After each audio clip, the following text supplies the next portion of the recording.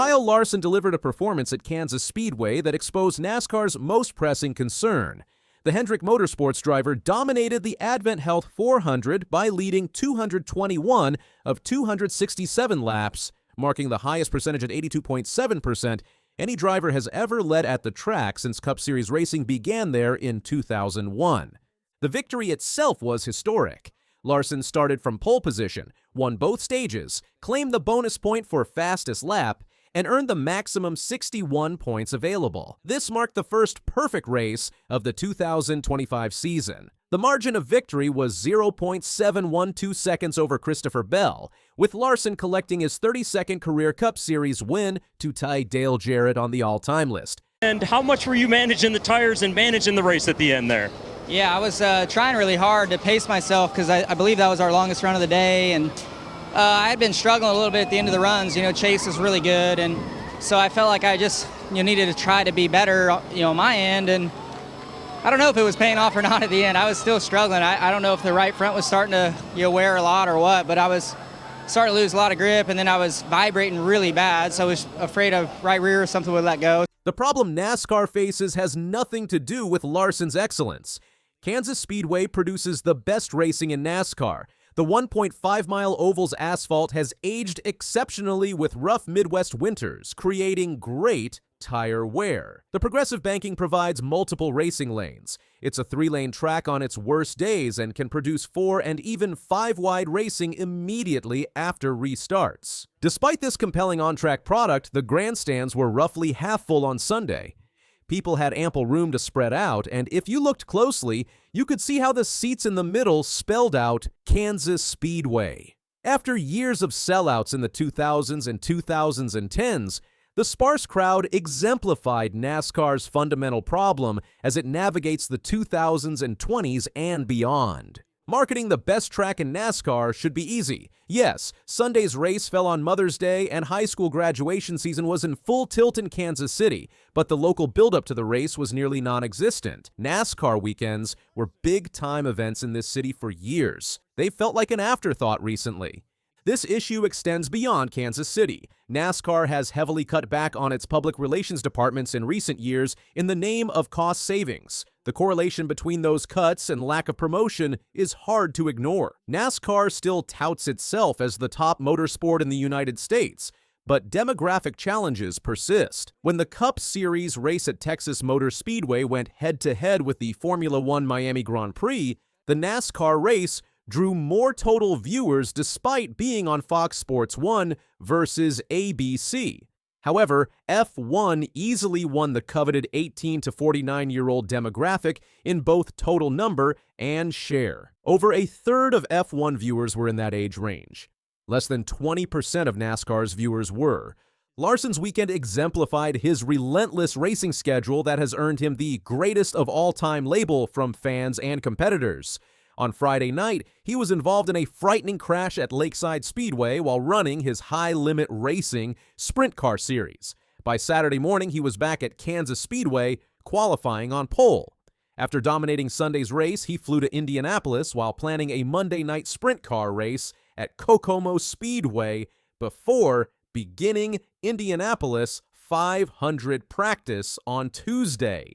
Chad Naus, Hendrick Motorsports Vice President of Competition, marveled. A very short memory is all I can think. He just goes and goes and goes. And the thing that I've always been impressed with Kyle since he showed up at Hendrick Motorsports is that he is unfazed. Like, nothing really gets under his skin. He doesn't get wound up. He doesn't get emotional about maybe something that happens on the racetrack. He doesn't get emotional and carry weight on his shoulders when maybe they have a bad race or whatever it may be. This victory propelled Larson into the Cup Series points lead with a 34-point advantage over teammate William Byron. It marked his third win in the first 12 races, the fastest he's reached that milestone in his career. The achievement gains additional significance as Larson prepares for his second attempt at the double. Running all 500 miles of the Indianapolis 500 and all 600 miles of the Coca-Cola 600 on the same day, Memorial Day weekend. I just think it's really cool. I think it's good for our team. I think it's good for our sport. I think it's good for racing, that the Cup Series point leader is competing in the Indy 500 for the second year in a row. I would say last year was a goal of mine. This year I didn't really think about it, but I do think it puts even more of a spotlight on us and our sports. Last year's attempt was thwarted by weather. Rain delayed the Indianapolis 500, where Larson qualified 6th and ran competitively before a speeding penalty dropped him to 18th. The delay prevented him from starting the Coca-Cola 600. And when he finally arrived in Charlotte via helicopter plane helicopter transport, more rain kept him from completing a single lap. Only Tony Stewart in 1999 has successfully completed the double. Larson's Kansas performance included passing the 10,000 career laps led milestone. He became just the 22nd driver in NASCAR history to reach this mark, and only the 3rd active driver alongside Denny Hamlin and Kyle Busch. Ironically, both Hamlin and Busch suffered mechanical failures at Kansas. Hamlin battled clutch problems that eventually ended his day, while Busch was involved in one of several late race incidents. The victory continued an emerging rivalry between Larson and Christopher Bell. Both drivers have 3 wins in 2025, accounting for half of the season's victories. They finished 1st and 2nd in 4 races, with Larson winning 3 of those battles. Bell's runner-up finish was his career best at Kansas. "I was surprised that he gave up on the top line on the last couple of laps and pulled down," Bell said, "but I was struggling just as bad as he was." The technical challenges throughout the race highlighted ongoing tire management issues. Brad Keselowski appeared headed for his first top 10 finish of the season before a tire failure while running second sent him into the wall with 72 laps remaining. Multiple drivers reported significant vibrations, with teams pushing air pressure limits to gain speed. Yeah, it's all of it. There's no one isolated reason why you have a tire failure, and the vibrations are high. If you walked up and down pit road at all, you saw the rubber and the debris that was laying on pit road from when they took the tires off, and the rubber's caking on the insides of the wheels. People were busting cords in their tires. That creates a vibration as well. The failures are from heat, which is a resultant of low tire pressure, load. There's so many things that go into it. It's not ever one singular thing. Rarely, it's one singular thing that creates those failures. But I want to throw out there real quick. Goodyear does a really good job, right? They do a really good job. They typically bring a very good product. And what happened today, I don't think was necessarily a Goodyear issue. I think that was a competitor thing where we were really pushing the limits of the cars and the tires. Hendrick Motorsports demonstrated organization-wide excellence at Kansas. All 4 cars showed championship-caliber speed at various points. Alex Bowman recovered from early damage to finish 5th. Chase Elliott led laps before a pit stop miscue dropped him back. Byron climbed from 21st to 9th before tire troubles relegated him to 24th. Yeah, I think that if you take a look at it, we're maturing as a group. Obviously, the crew chiefs are now in their 3rd complete year of working together. Our drivers are maturing, working together. They dive in deep with one another. They lean on each other. The communication at Hendrick Motorsports has always been high, but I don't know that it's ever been as high as what it is right now. This success stems from a 2017 decision by team owner Rick Hendrick to consolidate all 4 teams into one building.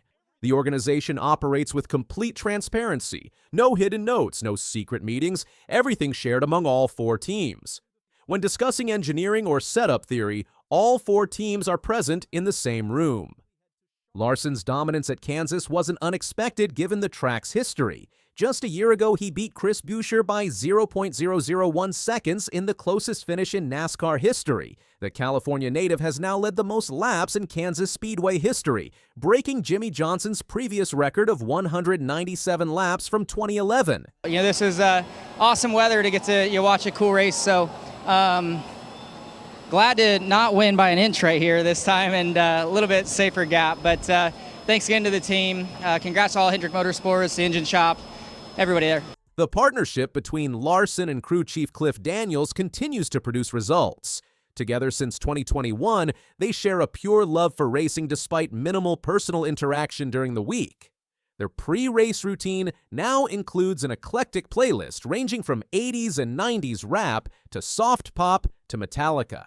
We don't go fishing together. We don't even really talk much during the week. But I try to watch every single lap that he runs, Xfinity truck, of course, sprint car, anything else.